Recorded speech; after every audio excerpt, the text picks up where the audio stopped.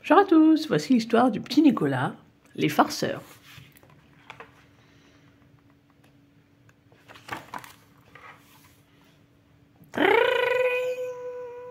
Le téléphone vient de sonner dans le salon d'Eudes. « Eudes, tu peux répondre ?» lance sa mère depuis l'étage. « J'y vais, maman. »« Allô ?»« Bonjour, c'est le monsieur Dubon. » répond une grosse voix à l'autre bout de la ligne. « Je peux savoir pourquoi tu n'es pas à l'école, mon garçon ?»« Elle est fermée aujourd'hui. »« Pas pour toi. Je te rappelle que tu es collé 2 heures cet après-midi. Tu veux que j'en parle à tes parents, peut-être ?»« Non, surtout pas !» pâlit d'un coup le pauvre Eudes. « J'arrive tout de suite !» Pris de panique, le garçon raccroche et détale de chez lui sans perdre une seconde. Pendant ce temps, chez Nicolas, c'est le fou rire. « Ah, je l'ai bien eu !» se vante le coquin, juché sur une chaise, face au téléphone. Et tout fier de lui, il répète en déguisant sa voix. « Bonjour, c'est monsieur Dubon. » Il a marché à fond. À côté de lui, sa complice Louisette est tout aussi hilar. « Ton imitation était parfaite. Oh, si seulement on pouvait voir sa tête !» Or, vite, les 2 farceurs sautent de leur perchoir et entr'ouvrent la porte juste à temps pour apercevoir leur ami courant à toute allure en direction de l'école. « On le suit ?» propose Nicolas avec un sourire. À bout de souffle, Eudes atteint le portail de l'école. Fermé, évidemment. Il a beau tambouriner, appuyer sur la sonnette, personne ne répond. C'est alors que Clotaire, Rufus et Maxent passent à vélo sur le trottoir d'en face et s'arrêtent net. « Eh, vous avez vu les gars, Eudes est devenu un gros chouchou, il va à l'école même quand il n'y a pas classe. » Tous les 3 se tordent de rire. Quant à Nicolas et Louisette, postés derrière l'étal de l'épicerie à l'angle de la rue, et ils ne perdent pas une miette du spectacle. Enfin, la silhouette du bouillon apparaît de l'autre côté de la grille. Il fixe Eudes d'un air étonné. « Qu'est-ce que tu fabriques ici ?»« Vous venez de m'appeler pour me dire de venir, je suis collé. »« Qu'est-ce que c'est que cette histoire abracadabrante ?» se fâche le surveillant. « File, avant que je te donne une vraie retenue !» Eudes rejoint ses copains, pliés en 2 sur leur vélo. « C'est vous qui m'avez fait cette sale blague ?»« Ah, pas du tout, nous on est au cinéma, » se défend Rufus. « Alors, qui c'est ? Que je lui mette mon poing sur le nez !» Nicolas et Louisette se font soudain tout petits derrière les tomates et les radis. Pas de chance, Alceste, un pain au chocolat dans chaque main, les surprend. « Nicolas, Louisette, vous jouez à cache-cache ?»« Zut ! Eudes les a repérés !» Poursuivis par Eudes, les 2 complices fusent tout droit jusqu'à la maison de Nicolas. Sauvés! Les enfants sont maintenant hors de portée. De la fenêtre du premier étage, ils narguent leur ami. « Allez, détends-toi, c'était juste une petite blague de rien du tout. » Pouf Louisette. « Nous, on a beaucoup rigolé, hein ?» se moque Nicolas. « Ah ouais, eh ben, tu vas voir demain à l'école, » gronde Eudes en levant le poing. « Rira bien. Qui rira le dernier ?» Et le matin suivant, Eudes attend Nicolas au milieu de la cour de récré. Prêt à en découdre, le farceur est moins sûr de lui à présent. Tout tremblant, il se dissimule derrière le portail. Impossible d'entrer sans se faire casser la figure. À moins que... Nicolas emboîte le pas du bouillon qui fait sa ronde dans la cour. Eudes n'osera jamais le taper devant lui. Malheureusement, son manège ne passe pas inaperçu. « Mais à quoi est-ce que tu joues ?» bougonne le bouillon. « Je voulais savoir comment on fait pour devenir surveillant, » improvise Nicolas. Monsieur Dubon le regarde, les yeux ronds. « Tu ne serais pas en train de te payer ma tête par hasard ?»« Pas du tout, monsieur. Votre métier est un rêve pour beaucoup d'enfants, » continue de broder Nicolas. Très flatté, le bouillon prend un air important. Eh bien, vois-tu, mon garçon, c'est un poste qui réclame de nombreuses qualités, mais je t'en parlerai une autre fois. Je dois aller sonner la cloche. Jusqu'ici, Nicolas a échappé au pire.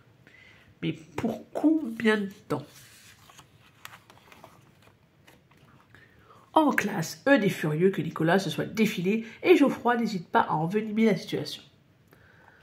Je ne vois qu'une façon de régler cela. Une bagarre. Une vraie. Alors rendez-vous au terrain vague après la classe, souffle Eudes à Nicolas. Celui-ci accepte à contre-cœur. Sa petite blague risque de lui coûter cher. À l'heure dite, Eudes fait les 100 pas devant la mare du terrain vague. Pas de trace de Nicolas. Il a dû se dégonfler, ricane Geoffroy qui l'a accompagné. Ouah, ajoute une petite grenouille près de la mare. Eudes n'en peut plus et menace la rainette. T'arrêtes de me regarder, face de blette, hein, ou je te colle une patate. Le rire de Louisette résonne alors à ses oreilles. Oh là là, je vois que t'es toujours aussi énervé. Ouais, fulmine Eudes, et je compte bien me venger. Nicolas et moi, on va se battre. Quels idiots, glousse la fillette. Et si tu lui jouais un petit tour plus tôt, vous seriez quitte. Eudes n'avait pas pensé à cette possibilité. À ses pieds, la grenouille sautille en coassant. Louisette la suit des yeux, puis enchaîne avec un sourire malicieux. En plus, tu as de la chance. Je viens d'avoir une idée super chouette. Quand Nicolas les rejoint enfin, une surprise de taille l'attend. Eudes lui propose de se réconcilier. Ah, je suis contente que vous soyez à nouveau copains, roucoule Louisette en adressant un clin d'œil à Eudes. Nicolas fronce les sourcils. Ça sent l'entourloupe, ça. En rentrant chez lui, il confie ses doutes à son ami Alceste. Ils avaient l'air drôlement complices quand même. Je suis sûre qu'ils vont essayer de me faire une blague. Ce serait bien le genre de Louisette. Eh bien, tu vas voir, je ne vais pas tomber dans le panneau. Les deux camarades trottinent jusqu'à la maison de Nicolas et ouvrent la porte à la volée. « Maman, c'est moi !» claironne Nicolas. Et au même instant, le téléphone se met à sonner. « Tu peux répondre ?» demande sa mère depuis le premier étage. Nicolas laisse tomber son cartable et grimpe sur la chaise pour décrocher. « Allô, oui ? Oui, c'est Monsieur Dubon à l'appareil. Figure-toi que j'ai retrouvé un livret sur le métier de surveillant. » Nicolas pose la main sur le combiné et chuchote à Alceste. « Je parie que c'est Eudes. » Il ajoute à haute voix dans le téléphone. « Je ne suis pas intéressé. Surveillant, c'est un métier pour les guignols. » Et clac, il raccroche au nez de son interlocuteur en l'explosant de rire. « Ah non, ah si seulement on pouvait voir la tête d'Eudes. » « Bah, t'as qu'à le regarder, il est juste là, » annonce Alceste en tendant le doigt. Nicolas aperçoit en effet Eudes devant le portillon, un sourire moqueur aux lèvres. Il manque de s'étrangler. Mais alors, c'était vraiment le bouillon au téléphone? Le farceur n'est pas au bout de ses surprises. « Ouah ! Ouah !» fait son cartable au moment précis où sa mère descend les escaliers. Évidemment, sinon c'est pas drôle.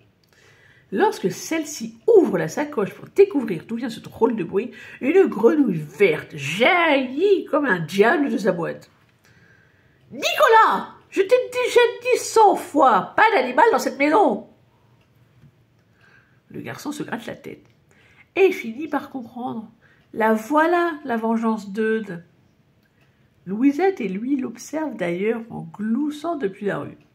Nicolas a du mal à leur en vouloir et à ne pas rire avec eux. « Bien joué, dit-il à son ami. Alors, on oublie tout ?»« Retrouvez-moi tout de suite cette horrible bestiole !» intervient sa mère. Tout le monde se met donc à la recherche du batracien, lorsque...